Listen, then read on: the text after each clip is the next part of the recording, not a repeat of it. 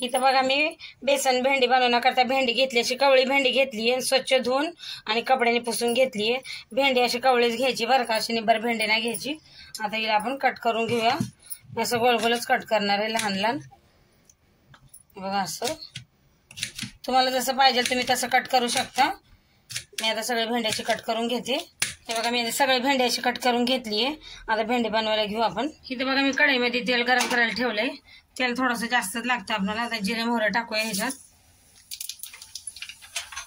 आणि मी ती हिरवी मिरची घेतली, हिरवी मिरची आवडतात मला भेंडीमध्ये, तिखट नाही मिरची ही, ती पण टाकूया। आणि याला असं मिक्स करून आता आपण ही भेंडी पण टाकून घेऊया।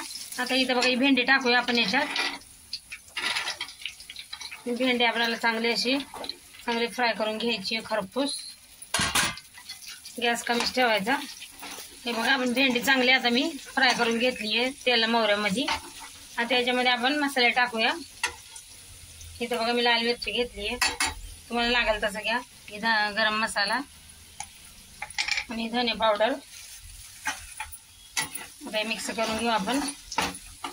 आणि मीठ नंतर टाकायचं आपल्याला, लगेच नाही टाकायचं।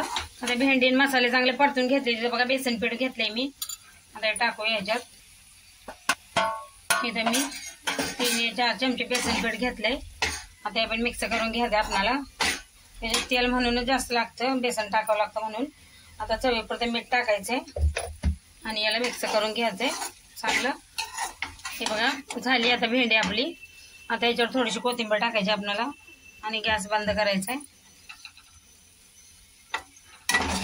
किती मस्त झाली आपली बेसन भेंडी, तयार आहे आपली बेसन भेंडीची रेसिपी।